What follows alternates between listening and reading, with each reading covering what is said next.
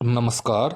GB Gurukul channel पर आप सभी होनहार विद्यार्थियों का एक बार फिर से हार्दिक अभिनंदन है।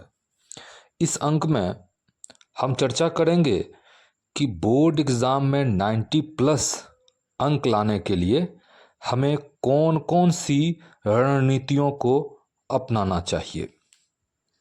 100% अंक लाना, वह भी हिंदी व अंग्रेजी भाषा एवं साहित्य में, यह थोड़ा मुश्किल तो ज़रूर है पर असंभव नहीं। हाँ, 95 के लिए हम लोग प्रयास कर सकते हैं और इससे ज़्यादा भी आ सकता है, बशर्ते हमें कुछ एहतियात बरतने की आवश्यकता है। आपसे आग्रह है कि इस वीडियो को पूरा देखें और गौर से देखें। वास्तव में आप अपने ज्ञान को जितना कुशलतापूर्वक कागज़ के पन्ने पर अभिव्यक्त करेंगे, आपका स्कोर उतना ही ज़्यादा होता चला जाएगा। आपके मन में यह सवाल स्वाभाविक रूप से उभर रहा होगा कि कुशलतापूर्वक कागज़ के पन्ने पर अभिव्यक्त करने का आखिर मतलब क्या है। इसे मैं एक रोचक उदाहरण के माध्यम से समझाने का प्रयास करता हूँ। दीपावली का पर्व अब दस्तक देने लगा है। मान लीजिए आपका शुभचिंतक आपको दीपावली में शहर का सबसे स्वादिष्ट और महंगी मिठाई जैसे काजू की बर्फ़ी भेंट करे, तो जाहिर है आपको स्वाभाविक रूप से प्रसन्नता होगी, अच्छा लगेगा आपको। पर उसी मिठाई को कोई जूते के डब्बे में, जिसमें जूते का चित्र और मोटे मोटे अक्षर में डब्बे के ऊपर कैंपस लिखा हो, तब आप कैसा महसूस करेंगे? क्या आप उसे स्वीकार करना पसंद करेंगे? निस्संदेह जूते के डब्बे में भेंट की गई मिठाई हमारे और आपके लिए अग्राह्य होगा। ठीक उसी प्रकार हमारे लिए ज्ञान का भंडार काजू के बर्फ़ी के समान हो सकता है, पर उसकी प्रस्तुति अगर हम गलत तरीके से करेंगे तो वह जूते के डब्बे में पेश करने के समान होगा। शैक्षिक जगत में भी कमोबेश यही नियम है। साफ साफ और सुंदर लिखावट अगर प्रभावी तरीके से आप लिखें तो परीक्षक के हाथ से आप एक एक अंक झपटते चले जाएंगे।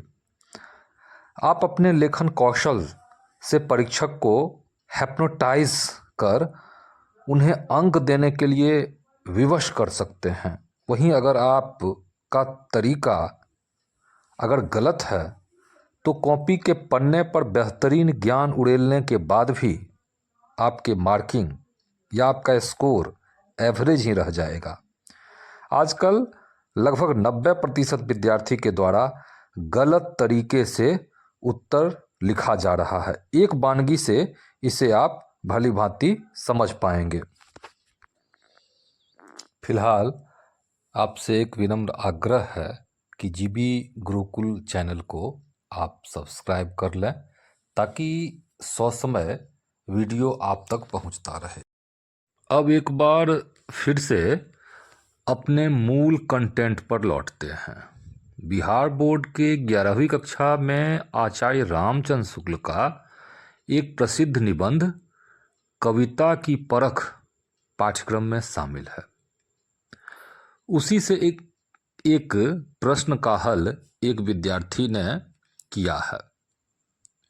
आइए इसकी भाषा और विराम चिन्ह, खासकर पंचुएशन देखते हैं।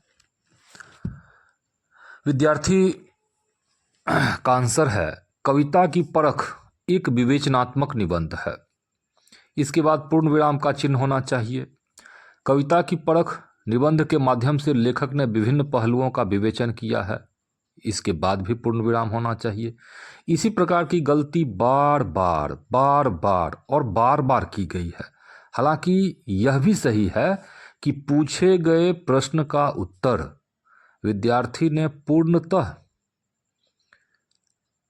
सही दिया है, पर गलत तरीके से लिखा है।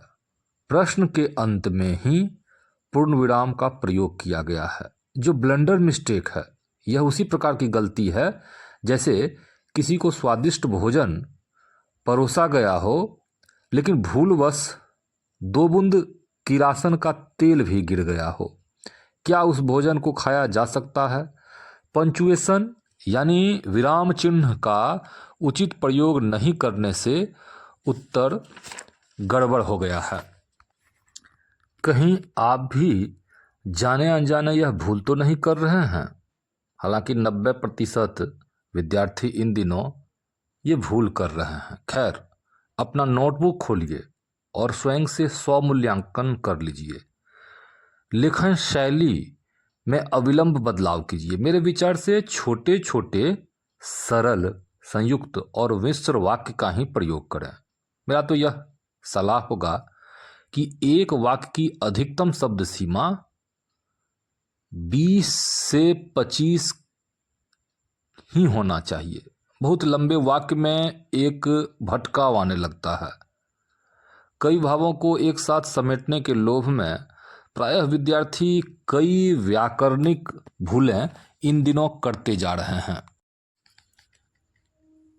हालांकि बोर्ड भले ही अलग हो, चाहे वह स्टेट बोर्ड हो, सीबीएसई बोर्ड हो या आईसीएसई बोर्ड, सब में सफलता का एक ही फॉर्मूला है, बेहतर लेखन कौशल।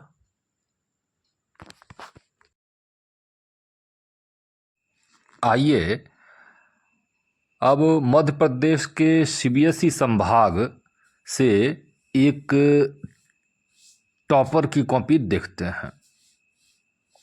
इस विद्यार्थी की कॉपी को जब हम देखते हैं तो यह आसानी से सीख सकते हैं कि हाई स्कोर के लिए लेखन शैली किस प्रकार होना चाहिए। कैसे इस विद्यार्थी की भाषा सरल, इंफॉर्मेटिव और प्रभावी है, इसे हम देख सकते हैं। और हाँ, इस विद्यार्थी की उत्तर पुस्तिका की एक विशेषता यह भी है कि वाक्य संरचना की अधिकतम सीमा 25 से ज़्यादा नहीं है। इन सारे बिंदुओं को गहराई से समझने के बाद नए सिरे से आप सब पढ़ना शुरू कर दें तो भले ही 100% अंक नहीं आए पर 90+ जरूर आएगा, बशर्ते उत्साह के साथ नियमित रूप से रूटीन बनाकर न केवल पढ़ें बल्कि अपनी कमियों को भी निरंतर दूर करते रहें। शेष अगले अंक में। लेकिन चलते चलते एक अत्यंत महत्वपूर्ण चर्चा से वार्ता को समाप्त किया जाना चाहिए। जैसे मान लिया जाए अगर प्रश्न पत्र 4 खंड या 6 खंड में विभाजित है तो सभी ग्रुप का उत्तर देते वक्त इस बात का ध्यान अवश्य रखें कि एक ग्रुप में शामिल जितने भी प्रश्न हैं सबका उत्तर एक साथ एक जगह पर दिया जाना चाहिए। सामान्यतया 90% विद्यार्थी ये तकनीकी गलती करते रहे हैं। एक खंड का उत्तर अगले खंड में देते हैं, फिर अगले खंड में देते हैं, फिर अगले खंड में देते हैं। इससे आपके परीक्षक ऊब जाते हैं और आपके अंक पर इसका नकारात्मक प्रभाव पड़ता है।